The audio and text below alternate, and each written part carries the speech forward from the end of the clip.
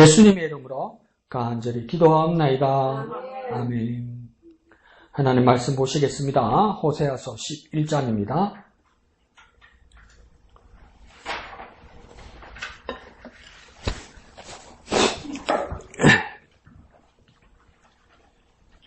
호세아서 11장 1절에서 11절까지 다 같이 한 음성으로 읽겠습니다. 시작. 이스라엘이 어렸을 때에 내가 사랑하여 내 아들을 애굽에서 불러냈거늘 선지자들이 그들을 부를수록 그들은 점점 멀리하고 바알들에게 제사하여 아루새긴 우상 앞에서 분향하였느니라. 그러나 내가 에브라임에게 걸음을 가르치고 내 팔로 안았음에도 내가 그들을 고치는 줄을 그들은 알지 못하였도다. 내가 사람의 줄 곧 사랑의 줄로 그들을 이끌었고 그들에게 대하여 그 목에서 멍에를 벗기는 자같이 되었으며 그들 앞에 먹을 것을 두었노라. 그들은 애굽 땅으로 되돌아가지 못하겠거늘 내게 돌아오기를 싫어하니 아수르 사람이 그 임금이 될 것이라. 칼이 그들의 성읍을 치며 빗장을 깨뜨려 없이 하리니 이는 그들의 계책으로 말미암음이니라. 내 백성이 끝끝내 내게서 물러가나니 비록 그들을 불러 위에 계신 이에게 돌아오라 할지라도 일어나는 자가 하나도 없도다. 에브라임이여 내가 어찌 너를 놓겠느냐? 이스라엘이여 내가 어찌 너를 버리겠느냐? 내가 어찌 너를 아드마같이 놓겠느냐?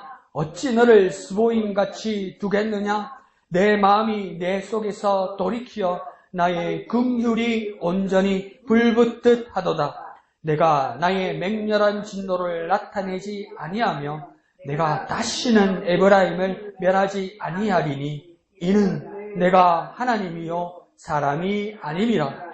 네 가운데 있는 거룩한 이니 진노함으로 네게 임하지 아니하리라. 그들은 사자처럼 소리를 내시는 여호와를 따를 것이라. 여호와께서 소리를 내시면 자손들이 서쪽에서부터 떨며 오되 그들은 애굽에서부터 새같이 아수르에서부터 비둘기같이 떨며 오리니 내가 그들을 그들의 집에 머물게 하리라. 나 여호와의 말이니라. 아멘. 우리가 이 말씀만 보면 이게 뭘까? 이거 호세아서 보고 있는 겁니다. 근데 우리가 큐티를 호세아서를 차례대로 하자면 이게 호세아서 내용이라고 금시초문에 이렇게 되는 거죠. 그래서 저도 새벽에도 성경 이 부분 이래서 세 군데를 딴 곳을 봐요. 그런데 나도 정신을 안 차리면 그냥 본문만 읽는데 이게 어느 성경이란 걸 내가 잊어버릴 때가 있어요. 그래서 나도 이제 정신 차려야 되겠다 생각하는 게, 여러분 이 말씀을 읽을 때 은혜가 되는데 나중에 은혜가 되는데 뭐더라 하면 이게 호세아서 말씀입니다. 근데 우리가 호세아서 말씀이 1인 게 있다는 것을 우리가 잘 기억을 못해요. 왜요? 고멜하고 호세아하고 에난 이야기밖에 모르기 때문에. 근데 호세아서의 가장 본문에 있는 중요한 이야기는 이런 이야기들입니다. 그러니까 오늘 본문에서는 어떤 이야기냐면 하나님은 사랑하세요. 하나님은 사랑하실지라도 백성들을 어떡합니까? 여전히 거역하고 반역한다 이 말입니다. 하나님은 사랑하시는데 사랑할수록 사랑하는 만큼 백성들은 그러니까 더 거역하고 반역한다는 겁니다. 그러니까 너가 왜 이러노? 너가 이러면 안 되잖아. 그러면서 더 손을 뻗칠수록 어떡합니까? 더 버릇이 나빠지고 더 딴 길로 간다는 겁니다. 이스라엘 백성들이. 거기에 대한 안타까움을 이야기하는 겁니다. 그래서 한가운데는 뭡니까? 그렇기 때문에 너희가 저주를 받고 심판을 받고 형벌을 받는 것이다. 이렇게 끝나는 것이 아니라 꼭 말씀을 세상 작가들이나 평론가들이 볼 때는 하나님의 말씀 유연서들은 뭡니까? 자꾸 삼류로 만들어 봅니다. 왜? 삼류로 만들어 버립니까? 계속 회복시키거든요. 계속 용서해 주시거든요. 계속 품어주시거든요. 드라마나 영화를 그렇게 만들면 뭡니까? 삼류됩니다. 삼류. 근데 요즘 드라마들 보십시오. 장르를 까먹었네. 새로 만든 장르가 뭐냐면 보복하는 거 있습니다. 보복. 그러니까 경찰이나 검찰이나 판사가 해주지 못하니까 뭡니까? 사적 보복. 그래서 뭡니까? 몰래 복면 쓰고 와가지고 몰래 복수해 주는 거 있잖아요. 그게 요즘 드라마의 유행이라고 합니다. 그러니까 국민들이, 지금 나라의 사람들이 스트레스에 너무 받쳐 있는 거예요. 이게 부정의하다는 걸 다 알겠는 거예요. 불의하다는 걸 알겠는 거예요. 근데 법은 그걸 해주지 못한다니까 아닙니까? 사적으로 복수하는 거 있잖아요. 이게 지금 부흥을 이루고, 범죄의 범죄, 뭐더라? 범죄 도시 이런 거, 시리즈 6까지 기획해놨다고 그러잖아요. 그러니까 사적으로 때리는 거예요, 사적으로. 근데 그게 사적으로 복수하게 되면 이 나라 질서가 어떻게 되겠습니까? 그러니까, 근데 그게 사람들이 보면 사이다고 시원하단 말이에요. 시원하단 말이에요. 근데 하나님은 항상 어떻게 합니까? 스토리를 3주로 만들어 봅니다. 왜 3주로 만듭니까? 다 용서해주고 다 품어주거든. 여전히 사랑하신다는 거. 오늘 내용도 그와 같습니다. 그래서 1절 하반절에 보면 그때 하나님은 뭐냐면 백성들을 뭐하고 계셨다 하냐면 사랑하고 계셨다고 이야기해요. 근데 1절 중반절을 보면 이스라엘은 어떤 상태였다고 이야기합니까? 어렸을 때라고 이야기하죠. 이 어렸을 때라는 것이 그냥 액면 그대로 보면 젊었을 때고 뭐랄까요? 아주 젊었을 때고 창창할 때라고 이야기할 수 있죠. 그러니까 우리도 지금 나이 들어 생각하니까 우리가 젊었을 때 혈기를 왕성할 때 내가 다 안다고 생각하잖아요. 그리고 우리 나이 든 부모님들이 뭘 잘 모른다고 생각하잖아요. 왜 이렇게밖에 모를까 이렇게 생각하잖아요. 근데 항상 나는 내 편이잖아요. 어렸을 때 나도 내 편이고 나이 들 때 나도 내 편이란 말이에요. 그 나이 들어서 지금 생각해보니까 뭐랍니까? 지금 다 안다고 하는 애들입니까? 안타깝죠? 뭐 알기는 뭘 알아. 너희들이 추진력이 있고 힘이 있고 의욕이 있는 건 알겠는데 너희들이 그 젊음을 믿는 그것이 무엇을 너를 그래 능하게 하겠느냐. 그렇게 보아서 어렸을 때라고 말할 수도 있습니다. 그리고 또 어렸을 때라는 뜻은 뭐냐면 분별하지 못하는 아기 같은 상태라는 겁니다. 아기 같은 상태. 세 번째는 어렸을 때는 뜻은 뭐냐면 성경에서는 이게 같이 떠요. 어렸다는 뜻과 어리다는 뜻과 함께 같은 뜻이 뭐냐면 어리석다는 뜻이에요. 어리석다. 뭘 모른다 할 때 어리석다고 이야기해요. 그러니까 아이 같다고 이야기할 때 영어에서도 childish란 번이 있고요. foolish란 말이 있어요. 이건 뭡니까? 아이처럼 귀엽고 예쁘다, 순수하다는 뜻이 아니라 뭘 모르는 어리석다, 어리다 이런 뜻으로 같이 쓰는 거예요. 그러니까 너희가 어렸을 때라는 뜻은 어리석다고 말할 수도 있습니다. 그러면 어리석은 자란 말하는 것이 시편 2편부터 이렇게 쭉 나가죠. 어리석은 자는 그 마음에 누가 없다고 그런다고요? 하나님이 없다고 그런다고 했잖아요. 어려서 뭘 모른다고 해서 그냥 괜찮은 게 아니고 어리석은 자들은 뭐 한다고요? 하나님이 없다고, 하나님을 부정한다고 이야기하잖아요. 그러니까 여기서 어렸다는 뜻은 무엇입니까? 범죄한다는 뜻입니다. 범죄. 그러니까 이 말이 뭐냐면 하나님이 좋게 말해서 너희가 어렸을 때라고 이야기하지만 너희가 어리석고 어려서 하나님을 무시하고 하나님을 부정하고 하나님을 범죄하였음에도 불구하고 1절 하반절에 하나님은 여전히 뭡니까? 그런 백성을 사랑하신다고 이야기합니다. 그리고 그 백성들을 뭐라고 합니까? 내 아들이라고 이야기해요. 내 자녀라고 이야기해요. 하나님의 자녀라고 이야기해요. 그러니까 그때 처지를 보니까 언제 어리석고 어렸다고 이야기하는 거 보니까 뭡니까? 내 아들을 1절 끝에 보니까 애굽에서 불러내었다 이렇게 이야기합니다. 그러니까 이 처지를 보니까 400년 동안 애굽에서 종살이하고 노예 생활을 했던 그 시절을 말하는 겁니다. 그러니까 백성들이 왜 400년 동안 종살이했을까? 그 원인은 분명히 있다는 겁니다. 뭡니까? 어리석었기 때문에, 범죄했기 때문에, 하나님을 떠났기 때문에 거기서 노예 생활을 했다는 겁니다. 근데 그 노예 생활 가운데도 하나님 뭐 한 겁니까?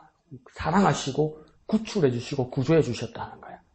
그러니까 이게 참 아이러니죠. 심은 대로 거두고 한 만큼 받고 세상은 이렇게 되게 되고 도덕도 질서도 그런데 하나님은 지금 뭐 하고 있습니까? 우리가 범죄하는데도 여전히 뭡니까? 사랑하시고 사랑한다는 그 말로만 하시는 것이 아니라 실제로 보여주십니까? 구출해 주신다는 거예요. 400년 동안의 종살이 가운데 어리석은 삶에서 구출해 주신다는 거예요. 구원해 주신다는 거예요. 그러니까 우리도 예수 이름으로 구원받은 건 뭡니까? 우리가 죄된 상태에서 어리석은 상태에서 구원받은 거예요.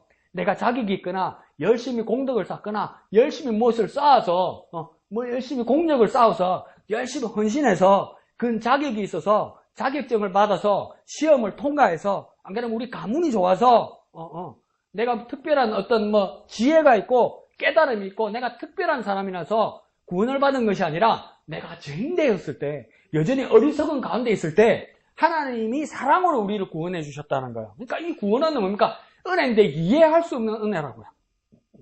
그러니까 내가 어떤 지분을 말하지 않을 수는 없는데 나의 어떤 대가라고 말할 수는 없단 말이에요. 구원은 대가가 아니에요. 구원은 대가가 아니에요. 하나님 그냥 사랑이란 말이에요.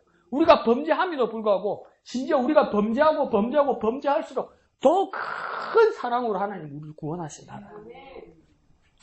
그러니까 바울이 로마서에 가서 헷갈리는 거죠. 그렇게 말해놓고도 헷갈리는 거예요. 이것들 또 잘못 알아듣겠다. 그러면 죄 가운데 은혜가 더한다니 우리가 죄를 더하겠느냐? 그러잖아요. 그러니까 바울이 뭡니까? 그걸 뒤집어 엎기 위해서 뭐라고 합니까? 길게 설명 안 하고 그럴 수 없는지라 이러잖아요. 꼭 이상한 사람들이 있다는 거예요. 그럼 내가 은혜 더 받으려고 내가 더 죄 지으면 되겠네. 죄가 있는 곳에 은혜가 더 있다고 그래야 하니까 어떤 사람도 그래 해석해요. 제일 나쁜 놈이 제일 은혜 받는다고. 확률적으로 맞는데 그렇다고 은혜 받으라고 죄 더 지으면 죽습니다. 근데 뭡니까? 우리가 죄를 더 짓고 우리가 더 어리석을수록 하나님 더 큰 사랑으로 우리를 구원하셨다. 그렇게 말하는 것이죠. 그래서 문제는 뭡니까? 2절에 보니까 그래도 문제는 뭡니까? 백성들의 상태는 더욱 나빠지고 있다는 겁니다. 그래서 2절에서 보니까 메신저, 선지자를 통해서 그 말씀을 불러냈습니다. 말씀으로 그 백성들을 불러냅니다. 선지자를 통해서. 그러니까 선지자라는 것도 한자로 생각하니까 먼저 선자 알지자니까 뭘 안다니까 막 예지하고 점치고 그 사람의 운명을 말해주고 자꾸 이런 걸 생각한다고요. 근데 그렇게 생각할 것이 아니라 한자로 쓰고 한글로 쓰다 보니까 그렇게 쓸 수밖에 없는데 성경에서 말하는 선지자는 어떤 자냐면 너도 모르고 나도 몰라요. 아무것도 몰라요. 몰라요. 당신도 모르고 나도 몰라요. 근데 뭘 모르냐면 나의 미래를 모르기 전입니까? 하나님의 뜻을 몰라요. 아무도 하나님이 뭘 하실지 아무도 몰라요. 어떻게 알아요? 하나님을 어떻게 알아요? 아무도 모르는데 하나님이 특별한 한두 사람을 선택해서 하나님의 뜻을 말씀해 주시는 거예요. 그래서 그 말씀을 받아서 전하는 자가 누구입니까? 선지자라는 거예요. 그러니까 선지자는 무엇입니까? 하나님의 뜻을 전하는 자란 말이에요. 그러니까 이 선지자의 말을 듣는다는 것 자체가 얼마나 큰 은혜입니까? 우리가 하나님의 말씀을 듣는다는 이 자체가 얼마나 큰 은혜입니까? 세상이 줄 수도 없고 세상이 알 수도 없어요. 그래서 줄 수도 없고 알 수도 없고 아무도 누릴 수 없어요. 근데 하나님께서 특별하게 이 말씀을 깨닫게 해주셨다는 거예요. 이 말씀을 주셨다는 거예요. 이게 얼마나 큰 은혜입니까? 어디 가서도 들을 수 없고 어디 가서도 알 수도 없고 어디 가서도 깨달을 수 없단 말이에요. 하나님이 특별하게 하나님의 뜻을 하나님의 말씀을 주셨단 말이에요.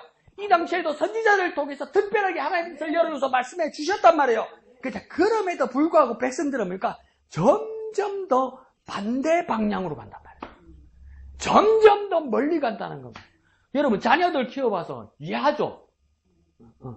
여러분 연애해봐서 기억하죠? 아픈 거 한번 찔러볼까? 여러분 더 짝사랑할수록 이거 기억나죠? 안 해봐서 모르는구나. 지준이 집사님 혼자 해봤구나. 짝사랑 해봤다.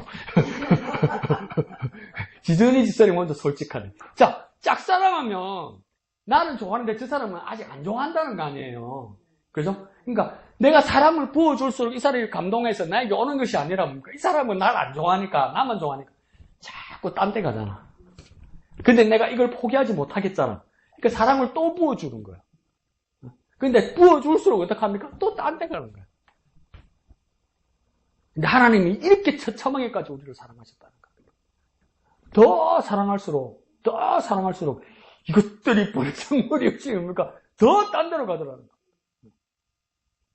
근데 여러분 짝사랑하고 여러분 자녀들 사춘기 때 얼굴 나갈 때 뭡니까? 이 새끼 그냥 나가 죽으라. 이게 안 되잖아요. 내 자식이니까. 부글부글 끓는데도 뭡니까? 여전히 사랑을 부어줘야 되잖아요. 그러니까 하나님의 마음을 여러분 나보다는 여러분 조금 더 잘 알아요. 속으로 해서 니보다 내가 낫다. 그래서 자, 그래요. 하나님 지금 그러고 계신 거예요. 하나님 그러고 계신 거예요. 시나리오대로 감동을 안 하는 거예요. 감동을 이것들이 이해를 못 하는 거예요. 그러니까 부어줄수록 뭡니까? 더 버르장머리가 없게 더 딴 데로 나아가는 겁니다. 그래서 그들이 어떻게 합니까?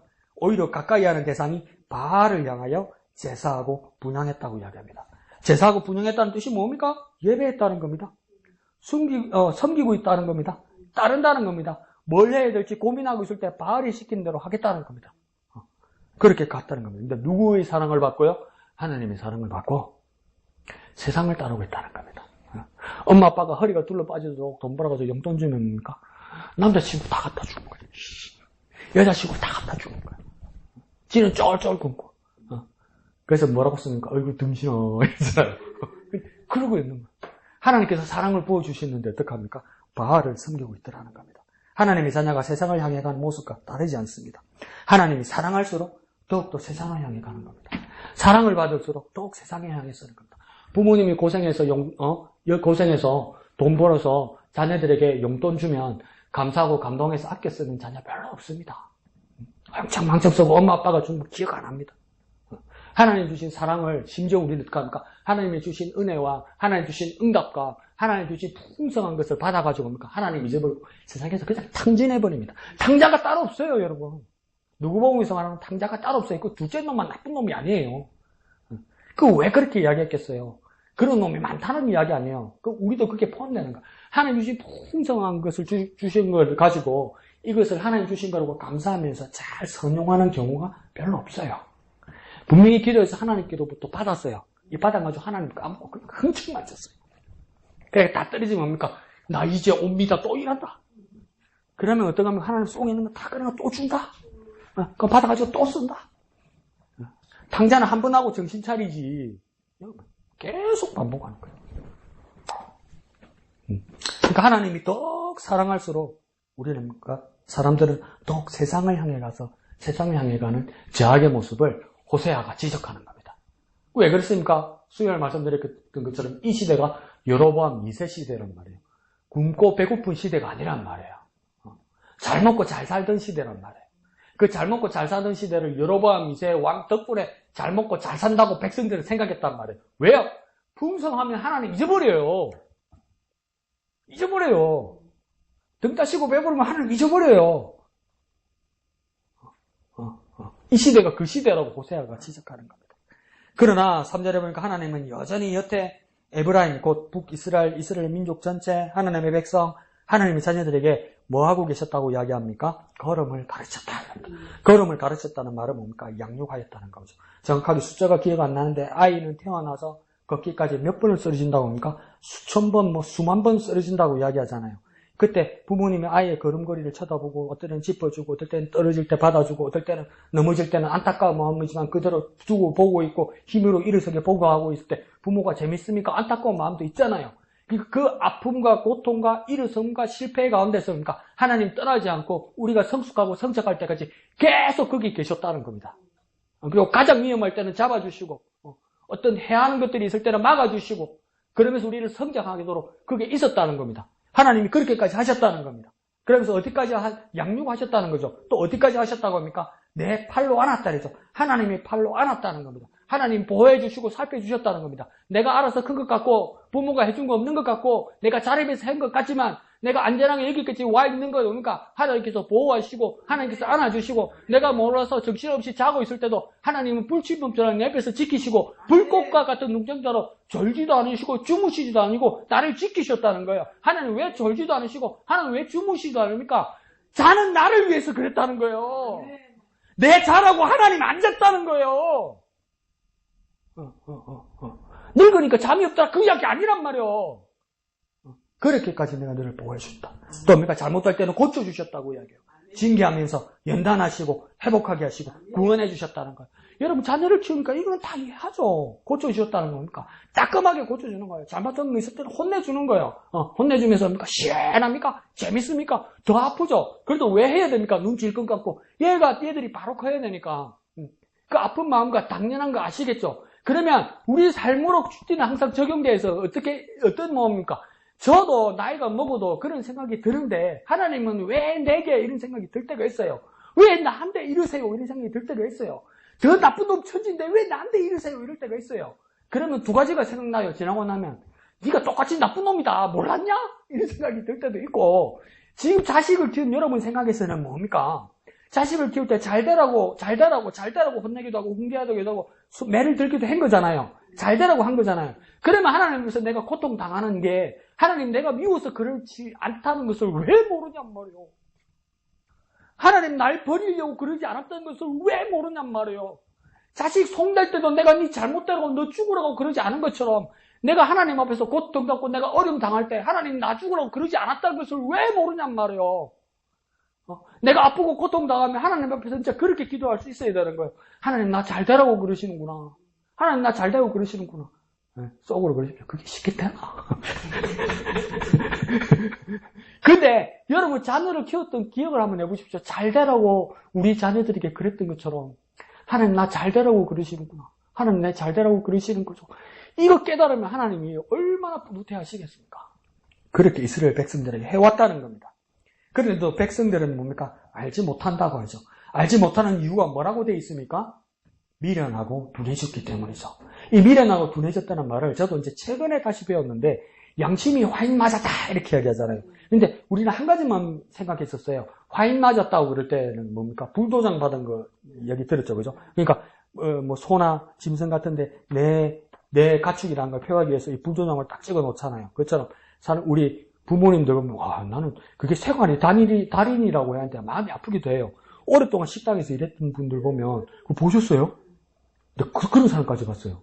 뚝배기 그 맨손으로 이렇게 낳는 사람. 하도 많이 잡아가지고. 근데 난 나중에 그것까지 봤어요. 내 거짓말은 내 눈으로 봤어요. 생활. 숯불. 맨손으로 일을 하더라고.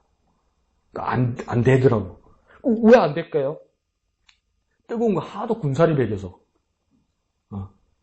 그러니까 우리 그렇게까지는 배웠죠. 양심이 화인 맞았다 보니까 이렇게 군살이 두껍게 앉아가지고 아무리 하나님 말씀하시고 깨닫게 해주셔서 끄떡 안 하는 거라고. 그거와 더불어 여기 화인 맞았다는 것이 하나가 더 있더만요. 더 쉽게 말하면 마취되었다, 마비되었다 이 뜻이래요. 마취된 거예요. 마비된 거예요. 약물 중독처럼 마취돼서 마비돼가지고 정신을 못 차리는 거예요. 정신을. 왜 이렇게 하나님의 말씀을 알지 못하고 깨닫지 못하고 거절할까 합니까? 마취되고 마비되었다는 거예요. 무엇에 마취되고 마비된 겁니까? 죄악에 마취되고 마비되어서 죄악 가운데 있는 게 더 편안하다는 거예요. 그러니까 마약이나 술이나 담배나 딱 하면 하면 뭡니까? 그걸 하는 동안은 편안하잖아요. 근데 그 약균이 떨어지면 다시 괴롭잖아요. 괴로우면 어떻게 됩니까? 다시 또 마시고 또 맞아야 되잖아요. 그러니까 뭡니까? 다시 죄악을 먹고 다시 죄악을 마시고 다시 죄악을 넣으면 뭡니까? 그 순간은 편안한 거예요. 그러니까 하나님 말씀 앞에서는 이제 더 뭡니까? 더 둔해지고 미련해지는 거예요. 세상에 빠져들면 더 세상에 빠져들수록 세상의 것들이 더 필요하고 더 마귀의 것들이 필요하고 하나님 아닌 것들이 더 편안해요. 그래서 더 필요해요. 더 필요해요. 더 한 세상의 것을 가지고 마귀의 것을 가지는 만큼 하나님 것이 정말 싫어져요. 이제. 정말 싫어져요. 백성들이 이렇게 되었다는 거죠. 우리의 모습들이 뭡니까? 세상에 있는 것이 편안하고 하나님 있는 것이 불편하면 뭔가 문제가 생기는 거예요. 뭔가. 그래서 뭡니까? 핑계할 것 없이 이게 다 뭡니까? 스스로 결정한 거죠. 스스로 행동한 거예요. 자기 책임이라는 거예요. 자기 책임. 어떤 분들은 이렇게 저한테 가요. 목사님, 에베소 교회에 하나님께서 요한계시록에서 경고하신 것처럼 너희가 처음 사랑을 버렸느니라. 처음 사랑을 회복해야 된다고 말하는데 목사님, 제가 그때 처음 주님 만났을 때 은혜 받고 그 느꼈던 처음 사랑을 회복하고 싶은데 처음 사랑이 회복이 안 되네요. 어찌하면 처음 사랑이 회복될까요? 계속 물어보는 거예요. 그럼 너희들 안 믿고. 근데 왜 그렇게 얘기했을까요? 안 되는 게 아니에요. 내가 안 한 거예요. 뭘 자꾸 남을 핑계대고 뭘 세월을 핑계를 대요. 뭔 역사에다 갖다 대요. 안 되는 게 아니지. 내가 안 하는 거지. 왜 자꾸 딴 것에 원인이 있고 딴 것에 책임이 있다고 자꾸 핑계를 대려고 그래요. 원인은 책임은 누구에게 있는 거예요? 내가 있는 거예요. 내게. 그럼 내가 바뀌면 되지. 내가 해야지. 내가 해야지. 왜 자꾸 딴 것에 문제가 있다고 생각해요? 목사님, 세월이 바뀌고 세상이 바뀌어서. 아니요. 그 세상 가운데 내가 있잖아요. 그걸 내가 선택한 거잖아요. 근데 왜 자꾸 딴 걸 이야기했냔 말이에요. 내 책임이고요. 내가 해야 돼요. 옛날에는 그랬는데 왜 지금은 왜요? 내가 안 해서 그래요. 나 때문입니다. 나 때문. 나 때문이기 때문에 내가 고쳐야 돼요. 나 때문이기 때문에 이제 내가 해야 돼요. 내가 해야 돼요. 내가 해야 돼요. 내가 주님께로 가야 돼요. 왜 안 될까요? 어떻게 회복될까요? 당신이 하면 돼요. 우리가 하면 돼요. 그렇게 주님께로 돌아가는 저와 여러분 되시길 부탁드립니다. 자, 4절에 그러면서 하나님의 의지는 여전하십니다. 하나님의 손에 쥔 것을 뭐라고 이야기한 거 4절에? 사람의 줄이라고 해요. 근데 사람의 줄인데 곧 그것도 무슨 줄이라고 이야기합니까? 사랑의 줄이라고 이야기해요. 이게 무슨 말일까요? 사람의 줄인데 곧 사랑의 줄이다. 4절 중반절에 보니까 이 사람의 줄이 뭔지 대강 알겠습니다. 4절 중반절에 뭐랍니까? 그 목에서 멍에를 벗기셨다 이렇게 말하는 걸 보니까 첫 번째 사람의 줄이라는 것은 뭐냐면 소, 말, 나귀에게 매는 뭡니까? 매고 끌고 때리는 고삐와 줄을 말하는 겁니다. 그러니까 일반적으로는 다 사람들에게 뭘 했던 겁니까? 고삐, 멍에, 줄, 그러니까 억압, 징벌, 통치 이런 걸 가지고 사람을 다루었다는 거예요. 근데 똑같이 하나님 앞에 우리가 줄이 달렸다는 거예요. 근데 그 줄은 어떤 줄이라고 이야기하는 겁니까? 사람의 줄 모양처럼 보이지만 그것은 그냥 사람의 줄이 아니라 어느 신이나 통치자들과는 달리 하나님의 사랑의 줄이다 이 말이에요. 억압하고 통치하고 자기 밑에 노예로 둘러난 사람의 줄처럼 보이지만 사람들은 그렇게 사용할지 몰라도 똑같은 모형으로 있을지라도 하나님이 메어주신 줄이라면 사랑의 줄이라고 말하는 거예요. 그러니까 그 사랑의 줄은 뭡니까? 앞에 3절에서 말한 것처럼 가르치고 안고 품고 고치는 줄이라는 거예요. 세상의 사람의 줄은 부려먹고 자기 뜻대로 자기 권리대로 자기 통치를 하려는 줄이고 하나님께서 메어오신 줄은 뭡니까? 고치고 안고 품고 회복하게 하는 줄이라고요. 그래서 뭡니까? 사랑의 줄이라는 거예요. 사람의 줄로 보일지라도 하나님의 줄은 무엇입니까? 사랑의 줄이라는 거예요. 하나님과 나 사이에 연결된 줄은 무엇입니까? 사랑의 줄이라는 거예요. 가르치고 품고 고치시는 줄이라는 거예요. 세상의 줄은 사람의 줄이고 지배하려는 줄일지는 몰라도 하나님이 주신 줄은 뭡니까? 사랑의 줄이라는 거예요. 하나님과 나 사이에 줄이 있는데 무엇입니까? 이것은 사랑의 줄이라는 거예요. 하나님이 놓치지 않으려고 이야기하는 거예요. 우리를 은혜 주시고 우리와 함께 하시고 우리를 회복하시고 우리를 구원하시려고 하나님은 이 사랑의 줄을 놓지 않으신단 말이에요. 세상은 똑같이 사람의 줄로 놓지 않으려고 해요. 지배하고 부려먹고 죽이려고 놓지 않으려고 한단 말이에요. 사람의 줄도 놓지 않으려고 하고 하나님의 사랑의 줄도 놓지 않으려고 한단 말이에요. 그러면 어떤 줄을 우리가 잡아야 되고 어떤 줄을 놓치지 않아야 되겠냔 말이에요. 사랑의 줄, 하나님이 주신 줄을 놓치지 않아야 되는데 계속 하나님의 줄을 잡는 것 하면서도 뭡니까? 한 손이 사람의 줄을 잡고 있더란 말이에요. 이거 놓으세요. 이거 놓으시란 말이에요. 자꾸 하나님 바라보고 사랑의 줄을 보면서 사람의 줄을 가지고 혹시나 해두고 있단 말이에요. 혹시나 해두고 있단 말이에요. 놓으라니까 어떡합니까? 하나 난단 말이에요. 놓으라니까 2개 난단 말이에요. 놓으라니까 이 짓 하고 있단 말이에요. 이 짓 하고 있단 말이에요. 이렇게 해도 안 놓으려고 하고 있단 말이에요. 놓으세요. 그냥 놓아요. 하나님의 사랑의 줄만 붙들으란 말이에요. 하나님과 나 사이에 사랑의 줄이 있다. 하나님과 나의 줄은 사랑의 줄이다. 그 사랑의 줄만 붙드는 우리와 저와 여러분 되시길 부탁드립니다. 한번 해볼까요? 사랑의 줄이다. 사랑의 줄이다. 사랑의 줄이다. 네, 사랑의 줄만 붙으세요. 사랑의 줄 내려놓으세요. 내려놓으세요. 자, 그렇게 해서 멍에를 벗기고 먹을 것을 주실 것이라고 이야기합니다. 결국은 무엇입니까? 하나님의 사랑의 줄의 뜻은 나중에 뭡니까? 이 멍에를 벗겨줄 것이라는 거예요. 자유하게 해주시겠다는 거예요. 그리고 먹을 것을 주신다는 거예요. 무엇입니까? 자유와 생명을 주시기 위해서 하나님이 사랑의 줄로 우리를 메고 계셨다. 아멘. 그게 얼마나 세상과 다릅니까? 용해 먹으려고 써먹으려고 하는 게 사람의 줄이에요. 그러니까 관계, 학연, 지연 다 뭡니까? 주고받고 우려 먹으려고 하는 거예요. 써먹으려고 하는 거예요. 좋게 말해봤자 선용이에요. 그러니까 이용이에요. 잘못당하면 뭡니까? 악용당하는 거예요. 그러니까 그것들이 다 관계라고 이야기해요. 교회에서도 관계라고 이야기해요. 맞기도 한데 하나님의 사랑의 줄로 연결된 관계가 아니면 다른 관계의 줄들은 무엇입니까? 세상의 줄이고 사람의 줄이란 말이에요. 그러니까 그 줄들을 끝까지 놓지 않으려고 그래요. 근데 하나님의 사랑의 줄은 끝까지 잡고 계시는데 결국은 뭡니까? 그 멍에를 풀어주신다고 해요. 왜 풀어주십니까? 자유 주시고 생명 주신단 말이에요. 자유 주시고 생명 주신단 말이에요. 사랑의 줄로 자유 주시고 생명 주신단 말이에요. 한번 해볼까요? 사랑의 줄로 자유 주시고 생명 주신다. 사랑의 줄로 자유 주시고 생명 주신다.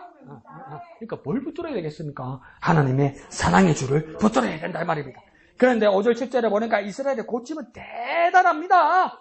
하나님의 심판을 보십시오. 5절에 기껏 400년 종살이에서 구출해 주었더니 보따리 내놓으라는 것도 아니고 뭐 하고 싶다고 합니까? 애굽 땅으로 돌아가겠다고 얘기해요. 애굽 땅으로 돌아가고 싶어서 첫 번째 말할 때 뭐였습니까? 고기, 부추, 마늘. 진짜 400년 종살이에서 구출해 줬다니 애굽으로 가고 싶은 이유가 고기, 부추, 마늘이래요. 야, 먹는 거에 목숨 걸지 맙시다. 인생을 먹어 조지지 맙시다. 인생을 맛있는 걸로, 뭡니까? 로마가 멸망한 이유, 여러 이유 중에 하나가 뭐냐면, 지금 생각하니까 식도락이랍니다. 식도락. 먹는 게 낙을 즐기는 거예요. 먹는 게. 먹는데. 그래서 여러 원인 중에 하나가 식도락 때문에 망했다는 거예요. 식도락 때문에. 그리고 뭡니까? 지배계급만 식도락이었죠. 근데 또 역사학자들, 과학자들이 연구해보니까, 식도락 중에 뭐 때문에 죽었을까? 이러다 보니까, 술잔을 보니까, 이 사람들이 술잔을 잘못 만들었구나. 술잔을 보니까, 외국 영화 보니까 술잔이 다 금속인 경우가 많죠. 그게 납이 많더래요, 납. 납 중독으로 많이 죽은 것 같아요. 납에다 뭐 담아 먹었길래? 술 담아 먹길래. 먹고 마시는데, 이게 막, 인생이 뭡니까? 막, 엄청 위로가 되는가 봐요. 그 TV 케이블 보시죠. 먹방. 그냥 막 폭력적으로 먹습니다. TV 유튜브 중에 여자 유튜브 하는 사람 보니까, 그것 때문에 돈을 많이 벌기는 벌어요. 많이 먹으니까. 한 달에 식비가 1,000만 원이랍니다.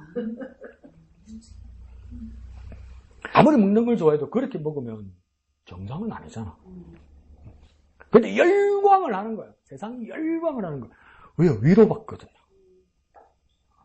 근데 이스라엘 백성들도 뭡니까? 하나님께서 400년 종살이에서 구출해 주었더니 뭡니까? 애굽 땅으로 돌아가고 싶다고 얘기하는데 왜요? 고기 먹고 싶어서, 마늘 먹고 싶어서, 부추 먹고 싶어서. 이유가 분명합니다. 그 다음 뭡니까? 더 중요하게 5절 썼는데 그 이유가 더 분명하게 뭐라 합니까? 내게 돌아오기를 싫어하는 마음 때문이라니까. 하나님께 돌아가고 싶지 않은 마음 때문이라는 거예요. 더 쉽게 말해볼까요? 하나님, 이 무슨 마음입니까? 예배하기 싫다, 기도하기 싫다, 말씀 보기 싫다, 이 말입니다, 이게. 주일날 교회 갔다 왔는데, 뭔 말씀, 뭔 기도, 뭔 예배, 이렇게 되는 거죠. 그러니까 하나님께 돌아가기를 싫어하는 마음이 그런 것 같다는 거예요. 영어 성경에서 백슬라이딩이라는 표현이 있어요. 영어 성경에 백슬라이딩, 백, 다시 돌아간다는 게 있죠. 그 다음 슬라이딩은 미끄러진다는 거예요. 미끄러진다는 거니까 반대로 쭉 미끄러진다는 표현이 있어요. 이걸 뭐라고 하냐면 타락입니다. 타락.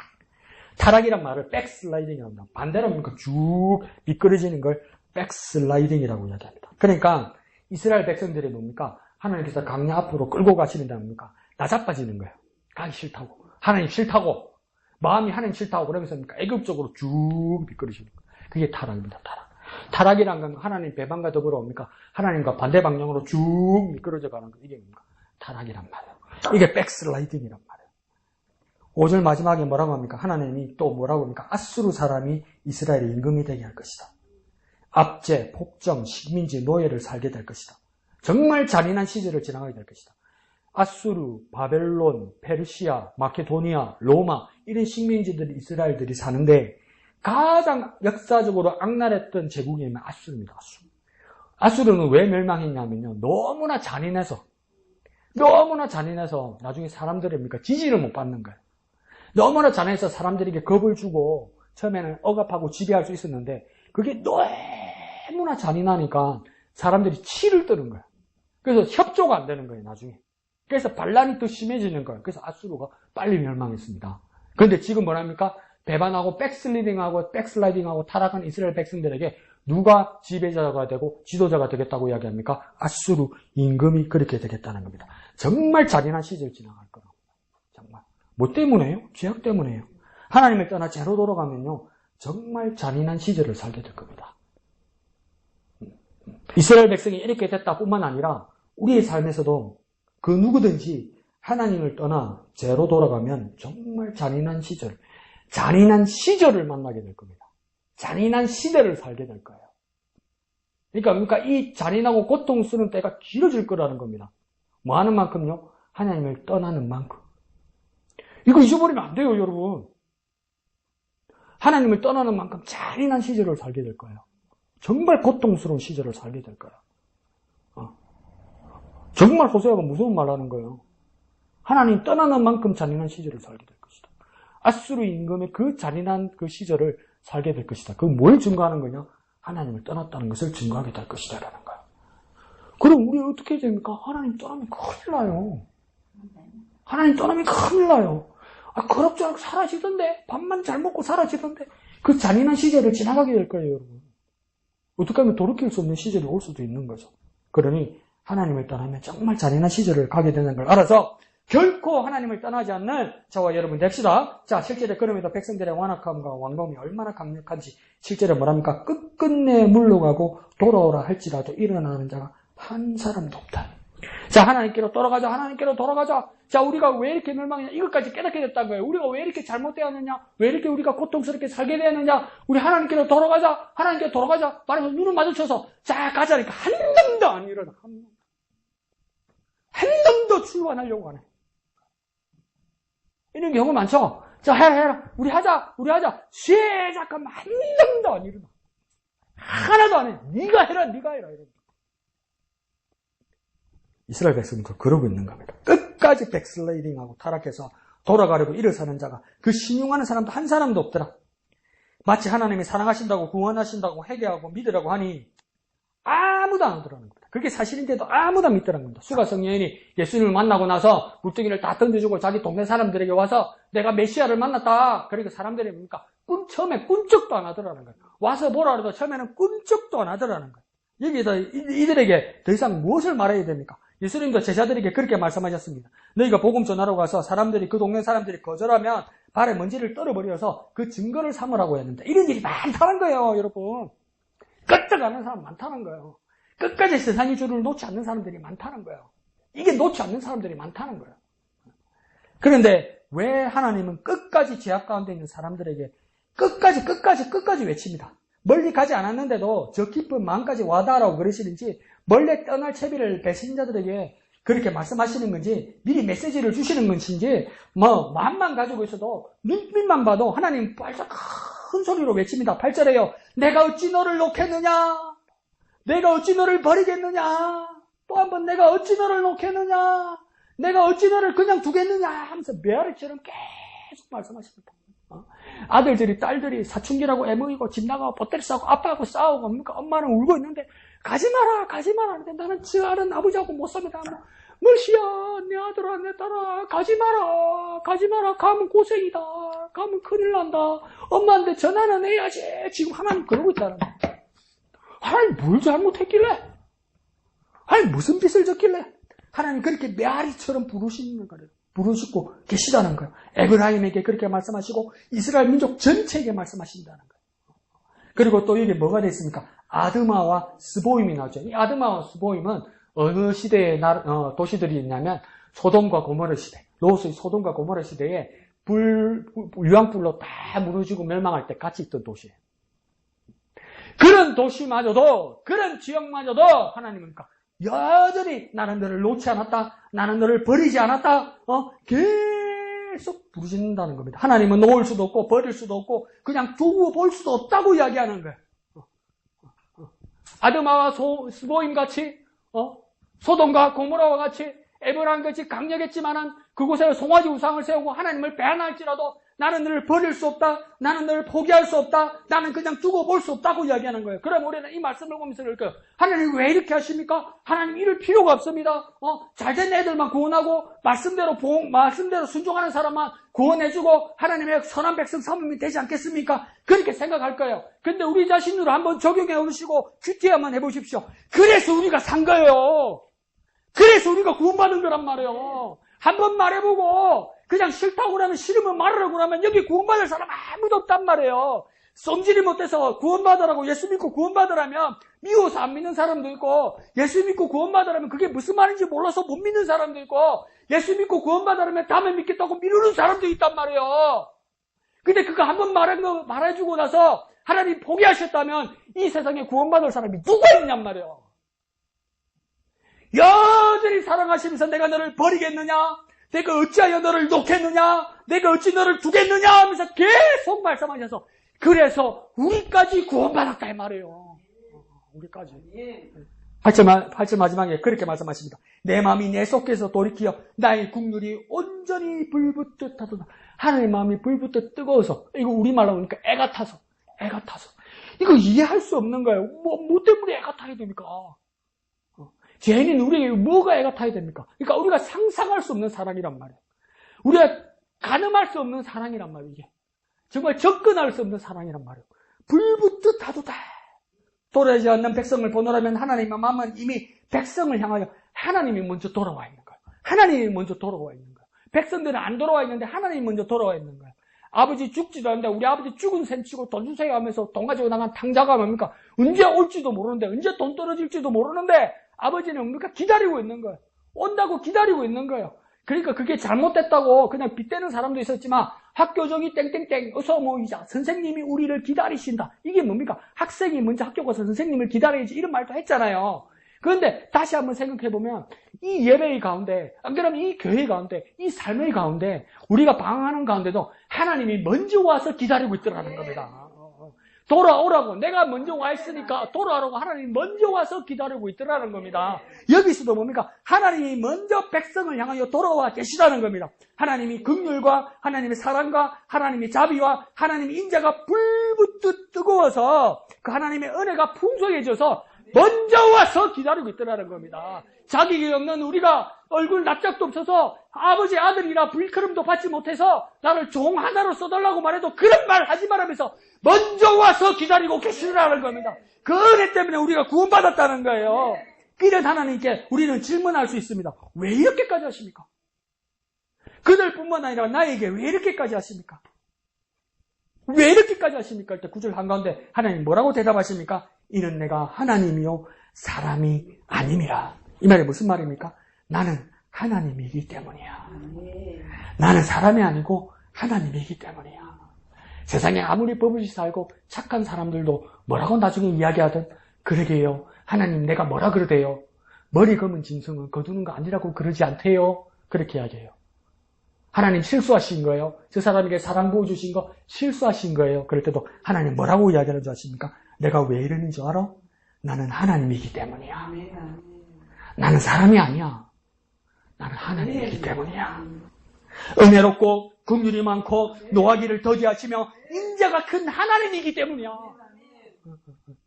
내게 다가오시고 말씀하시고 큰 소리로 부르시는 이가 이런 하나님이신 것이 우리에게 얼마나 큰 다행입니까? 얼마나 큰 다행입니까? 사람처럼 우리에게 대했다면 우리 어떻게 할 뻔했습니까? 사람을 대하도 하나님 우리를 대했으면 사람이 사람을 대하도 우리를 대했으면 우리 어떻게 할 뻔했겠습니까? 누가 구원받겠습니까? 누가 사랑받겠습니까? 누가 은혜 누리겠습니까? 누가 하나님이 제게 자녀 되겠습니까? 하나님이 나한테 왜 이러세요? 그럼 하나님 그런 거. 난 사람이 아니야. 내가 하나님이잖아. 내가 사랑받는 하나님이잖아. 그렇게 말씀하는 거예요. 사람이 아닌 하나님. 그 사랑의 하나님, 구원의 하나님이라는 거예요. 그런데 이 사랑의 극치가 어떻게 됩니까? 사람이 아닌 하나님이 하나님의 사랑을 주시기 위해서 나중에 어떻게 되셨습니까? 사람이 되셨어요. 사람이 아닌 하나님으로서 하나님의 사랑을 마음껏 부어주셨는데 그 사랑을 더 구체적으로 부어주시기 위해서 구원하시기 위해서 되시지 않아도 되는 그 하나님이 사람이 되셨다는 거예요. 사람이 되어서 이 세상에 오셨다는 거예요. 이게 얼마나 큰 은혜입니까? 아무리 생각해도 저는 이해가 안 되고 계산이 안 돼서 저는 결론이 이거밖에 안 나왔어요. 정말 다행이다. 거기다 또 비겁하게 또 써놨어요. 큰일 날 뻔했다. 하나님 이러지 않으시면 난 큰일 날 뻔했다. 이거 이상 내가 이해가 안 가요. 이해가. 정말 다행이다. 정말 큰일 날 뻔했다. 나. 하나님 아니면 나 정말 큰일 날 뻔했다. 이게 정말 큰 은혜라는 겁니다. 누구도 좋고 누구도 좋고 누구도 좋고 그래서 살기 좋고 이 이야기가 아니고 너도 좋고 나도 좋고 다 좋고 이 이야기가 아니라 하나님이기 때문에 정말 다행이다.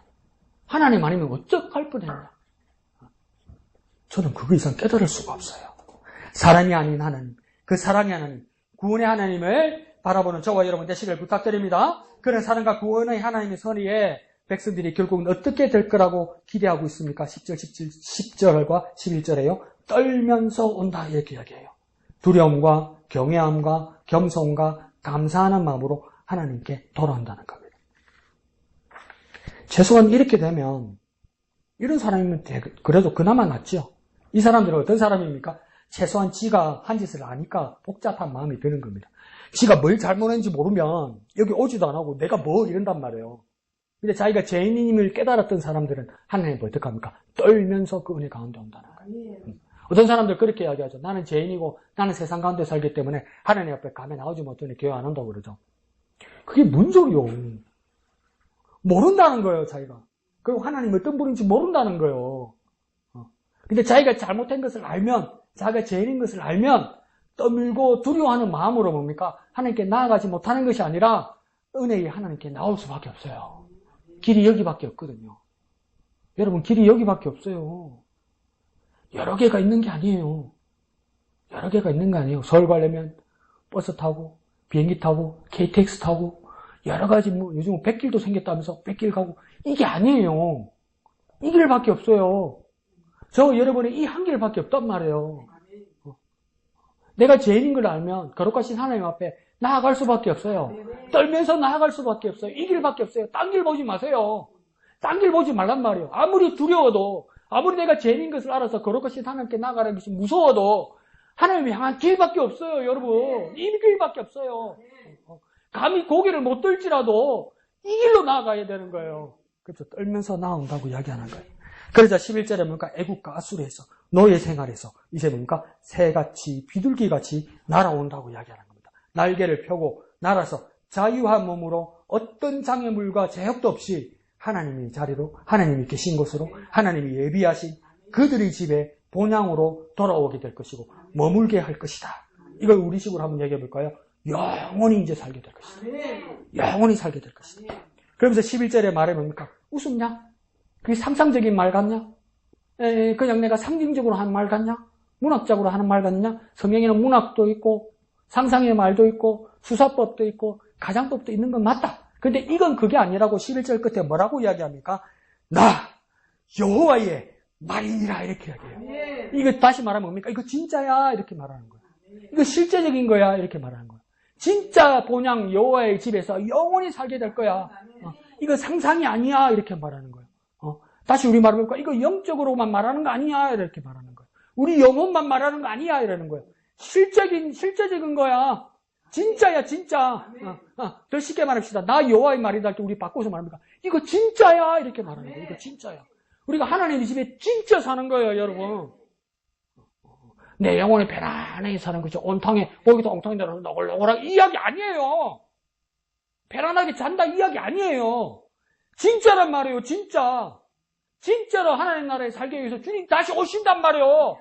그래 우리의 마지막 찬양 뭡니까? 우리 주님 세상 다시 오시네. 진짜 오신단 말이에요. 진짜. 그러니까 전능하신 이가 뭡니까? 하나님 자신을 걸고 맹세하시는 거예요. 사람들은 맹세할 때 자기보다 높은 것, 자기보다 깊은 것, 자기보다 큰 사람을 빗대어서 맹세하지만 하나님은 자기 자신보다 높은 이가 없기 때문에 하나님 자기 자신을 걸고 맹세하신단 말이에요. 하나님이 자신을 걸고 맹세하시기 때문에 이걸 뭐라고 합니까? 이건 진짜야. 이건 진짜야. 이 모든 말씀 뭐야? 오늘 우리가 읽은 말씀, 이 말씀이 뭐야? 이건 진짜야. 한번 해볼까요? 이건 진짜야. 한번 해볼까요? 이건 진짜야. 이건 진짜야. 이건 진짜야. 우리가 흔들릴 때도 그렇게 합시다. 말씀 읽고 나서 막 흔들릴 때도 이건 진짜야. 이건 진짜야. 우리 주님 다시 오시고 나는 주님의 나라에서 영원히 살 거야. 그러니까 우리는 어떻게 해야 됩니까? 꼭 다시 오실 주님을 만날 고대를 해야 되는 겁니다. 아버지 집에서 영원히 머물 것을 고대해야 되는 겁니다. 그러는 입술로 어떻게 고백해야 됩니까? 마라나타 아멘 주 예수여 오시옵소서. 이건 진짜니까 진짜 오시옵소서. 이건 진짜니까 진짜 오시옵소서.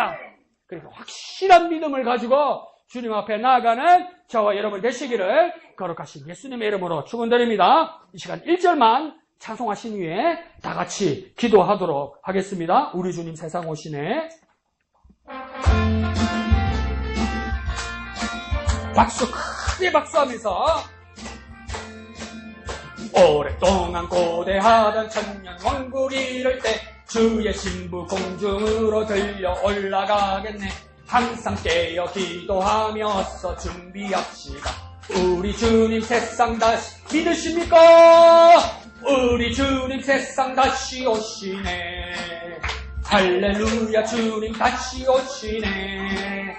악한 마귀 결박하고 세상 다스리시려. 할렐루야 우리 주님 세상 다시 오시네. 우리 주님 세상 다시 오시. 이건 진짜야. 할렐루야 주 다시 진짜라니까. 악한 마귀 결박하고 세상 다스리시. 한 번 더 우리 주님 세상 다시 오시네. 우리 주님 세상 다시 진짜 할렐루야 주님 다시 진짜로 다시 오신다. 악한 마귀 결박하고 세상 다스리시. 할렐루야 주가 다시 오시. 아멘. 이 시간 기도하실 때 아멘 주 예수여 오시옵소서. 아멘 주 예수여. 아멘 주수여. 주 예수여 오시옵소서. 다시 오시옵소서. 주님의 이름 크게 한번 부르고 다 같이 기도합니다. 주여 아멘. 주 예수여 오시옵소서. 아멘. 주 예수여 오시옵소서. 진짜로 참으로 오시옵소서. 오시옵소서. 아멘. 주 예수여 오시옵소서. 우리는 진짜로 오실 주님을 믿습니다. 진짜로 오실 주님을 고대합니다. 영원히 아버지 집에 이끄실 예수님을 기다립니다. 오시옵소서. 아멘. 주 예수여 오시옵소서. 주 예수여 오시옵소서. 진짜로 오실 주 예수님, 진짜로 오실 주 예수님을 고대합니다. 오시옵소서.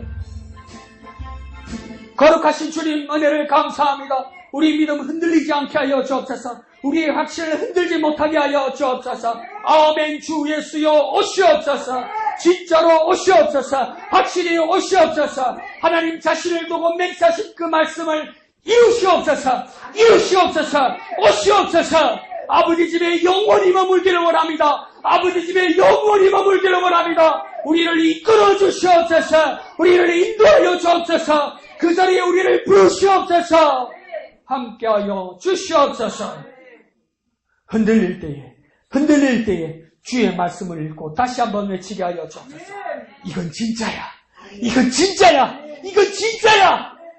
그렇게 믿음으로 강력하게 고백하는 하나님의 자녀들 되게, 천국 백성 되게 역사하여 주시옵소서. 모든 것을 감사드리며 거룩하신 예수님의 이름으로 기도합니다. 아멘.